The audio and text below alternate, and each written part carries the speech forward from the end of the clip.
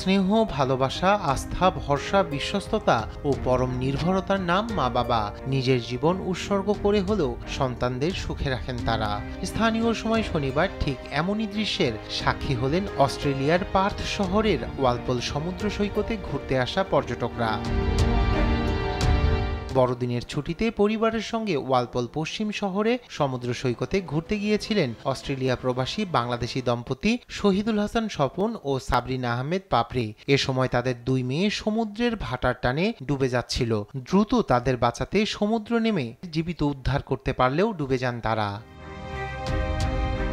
স্থানীয় সময় শনিবার সমুদ্র সৈকত থেকে তাদের মরদেহ উদ্ধার করে স্থানীয় পুলিশ। তারা জানান, সুস্থ রয়েছে দুই মেয়ে। তারা দুজনই খুলনা বিশ্ববিদ্যালয়ের নগর ও গ্রামীণ পরিকল্পনা বিভাগের শিক্ষার্থী ছিলেন। শহীদুল হাসান স্বপন অস্ট্রেলিয়ার কার্টিন বিশ্ববিদ্যালয়ে শিক্ষকতা করতেন। তাদের মৃত্যুতে গভীর শোক ও সমবেদনা জানিয়েছে খুলনা বিশ্ববিদ্যালয় অ্যালুমনাই অ্যাসোসিয়েশন।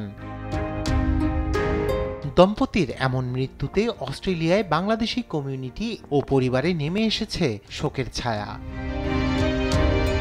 এদিকে ভরা মৌসুমে এমন মর্মান্তিক দুর্ঘটনাকে পর্যটনের জন্য অশনি সংকেত হিসেবে দেখছেন পর্যটন খাতের সাথে জড়িতরা। আর এমন দুর্ঘটনা এড়াতে সৈকতের নিরাপত্তাকে সর্বোচ্চ অগ্রাধিকার দেওয়ার কথা জানান সার্ফ লাইফ সেভিং অস্ট্রেলিয়ার প্রধান নির্বাহী অ্যাডাম ওয়েরার।